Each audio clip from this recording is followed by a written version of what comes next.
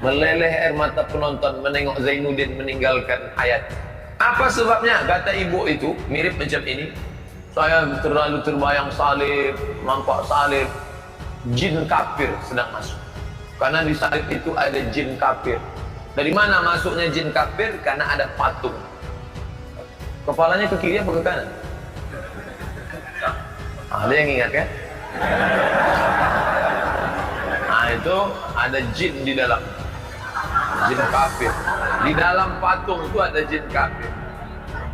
Hikmah dari ini semua sesungguhnya kita sebagai umat Islam juga, khususnya bangsa Indonesia yang menjaga kehidupan ini bisa hidup bersama-sama dengan damai. Memang ketika kita akan menyampaikan apa saja, semuanya sudah ada rambu-rambunya. Dari Allah pun memberikan rambu-rambunya kita untuk dilarang mencaci maki sesembahannya orang lain, atau Tuhannya orang lain, atau kepercayaannya orang lain. Nah, ketika kita mau lagi mengajarkan sesuatu, yang penting itu jangan cuma benar, tapi juga pantas. Berani membantahkah si Somad ini? Mau pakai dalil apa lagi? Kenapa beragama dengan rumit sekali? Kita mencontohkan apa yang dikatakan oleh Rasulullah dan kita berpatok pada Al-Quran. Tuhan menciptakan apa saja. Somad ini sedang membangun, mengkotak-kotakkan orang Indonesia untuk apa? Kepentingannya dia. Dia sedang mengembangkan yang namanya politik identitas secara berjamaah dengan menggunakan panggung dakwahnya dia. Somad mempengaruhi publik dan bahkan ada arah menyesatkan.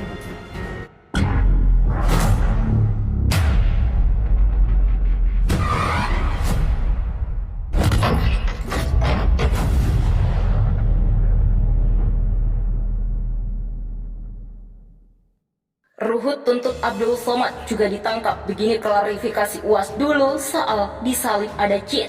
Politikus PDIP Ruhut Sitompul menuntut agar Polri juga menangkap Ustadz Abdul Somad alias UAS menyusul Muhammad Kece dan Yahya Waloni atas dugaan penistaan agama. Saya minta jangan hanya Yahya Waloni tetapi yang lain-lain termasuk Ustadz Abdul Somad. Begitulah kata Ruhut Sitompul pada Jumat. Adapun masalah terkait UAS yang disinggung Ruhut adalah terkait jamaah yang ditangkap menghina salib. Menurutnya pernyataan UAS soal disalib ada jin itu juga termasuk penghina kepada agama Kristen. Dia apa nggak menghina tuh, bilang disalib ada setan. Ada apa kan? Begitulah ujar Ruhut Sitompul. Untuk itulah ia berharap semua orang yang menghina agama diproses hukum termasuk UAS. Semua orang diproses kalau yang berkaitan dengan SARA, begitulah tandas mantan anggota Komisi 3 DPR itu. Adapun UAS telah memberi klarifikasi soal ceramah yang dianggap menghina salib. Dalam klarifikasinya di kantor Majelis Ulama Indonesia atau MUI Jalan Proklamasi Jenderal pada Rabu 21 Agustus 2019, UAS menyampaikan beberapa poin. Pertama, ia mengungkapkan bahwa pertanyaan soal salib itu merupakan sebuah jawaban atas pertanyaan jamaah saat berceramah di Masjid Agung An-Nur, Pekanbaru, Riau.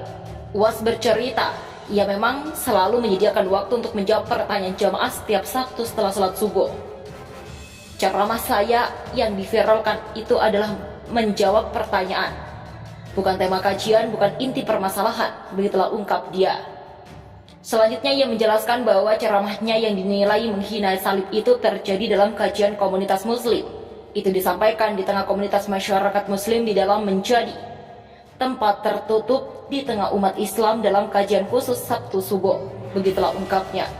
Dalam ceramahnya itu, UAS mengaku hanya berupaya menjelaskan tentang akidah seorang muslim.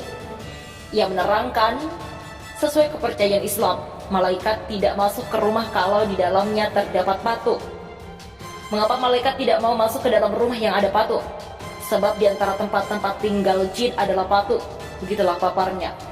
UAS menekankan bahwa pada saat itu ia tidak sedang membandingkan agama, berdebat maupun berdialog, namun menjelaskan akidah umat Islam, begitulah tandasnya. Kabar penangkapan pendakwa kontroversial Muhammad Yahya Waloni oleh Bareskrim Polri baru-baru ini menuai perhatian publik. Sejumlah tokoh pun mengapresiasi Satpol Polri yang sudah dilakukan proses hukum terhadap Yahya Waloni. Salah satunya yakni mantan politisi Demokrat Ferdinand Hutaien. Terima kasih Polri dan jajaran Barreskrim yang sudah melakukan proses hukum kepada Yahya Waloni. Begitulah tweet Ferdinand. Dengan ditangkapnya Yahya Waloni, kata Ferdinand, Polri telah membuktikan komitmennya untuk memberikan rasa keadilan bagi masyarakat. Saya mengapresiasi setinggi-tingginya komitmen Polri untuk memberikan rasa adil bagi semua warga negara. Begitulah tuturnya. Ia pun berharap setelah Yahya Waloni ditangkap tidak ada lagi pihak yang meragukan komitmen Polri terkait penegakan hukum. Dengan begini saya harap tidak ada yang meragukan komitmen hukum Polri ke depan. Begitulah tegasnya. Kicauan Ferdinand Hutaien soal kabar penangkapan Yahya Waloni tersebut menuai banyak komentar dari warganet. Sejumlah di antara menyinggung soal pendakwah lainnya, yaitu Abdul Somad alias Uwas, yang menurut mereka juga telah menghina simbol agama lain. Uwas juga harus dimintai keterangan tentang jin salib, kata netizen Pascalis O. Sekarang kita tunggu giliran Uwas untuk ditangkap, sambung netizen. Diketahui Barreskrim Polri baru saja menangkap pendakwa kontroversial Ustadz Yahya Waloni di kediamannya di Cibubur. Kepala Biro Penerangan Masyarakat atau Karopenmas Polri, Brigjen Rusdiartono, mengatakan bahwa Yahya Waloni ditangkap berkaitan dengan dugaan penodaan agama. Penodaan agama nanti dijelaskan lebih detail, kita tunggu dari data Barreskrim, begitulah ujarnya. Jakarta, penceramah Abdul Somad alias Uwas mengatakan merasa tidak bersalah atas ceramah yang dinilai menista agama Kristen dalam sebuah video yang viral di media sosial. Saya sedang dilaporkan ke Polda Nusa Tenggara Timur karena dianggap menista agama, kata Abdul Somad seperti dalam sebuah video milik FSRMM TV yang diunggah di kanal YouTube mereka. Dalam video sepanjang 57 menit 0 detik, Uwas sedang ceramah dalam rangka Hari Kemerdekaan di Masjid At-Taqwa, Desa Simpang, Kelayang, Indagiri Hulu. Uwas memberikan klarifikasi mulai di menit ke-4. Somad mengatakan pernyataan itu disampaikan untuk kepentingan menjawab pertanyaan jamaah yang hadir dalam pengajian. Bukan saya membuat-buat untuk merusak hubungan, katanya. Ini perlu dipahami lebih baik. Kedua, dia mengatakan bahwa ceramah dalam pengajian itu dilakukan di sebuah masjid tertutup. Dengan kata lain, ceramah itu tidak disampaikan di stadion, lapangan sepak bola maupun televisi, tapi itu untuk intern umat Islam menjelaskan pertanyaan tentang patung dan kedudukan Nabi Isa Al-Masih untuk orang Islam dan Al-Quran dan Sunan Nabi Muhammad. Ketika dia mengatakan bahwa pengajian itu dilakukan 3 tahun yang lalu, yaitu tahun 2016. Ceramah yang dilaksanakan di Masjid An-Nur, Pekanbaru. Salutin pengajian di sana, 1 jam pengajian diteruskan tanya jawab. Tanya jawab. Kenapa diviralkan sekarang? Kenapa dituntut sekarang? Saya serahkan kepada Allah Subhanahu wa taala. Begitulah katanya. Ia mengatakan sebagai warga yang baik saya tidak akan lari, tidak akan mengadu, saya tidak akan takut karena saya tidak merasa bersalah dan saya tidak ingin merusak persatuan dan kesatuan bangsa. Ia mengatakan sebagai warga yang baik saya tidak akan lari, tidak akan mengadu, saya tidak akan takut karena saya tidak merasa merusak persatuan dan kesatuan bangsa.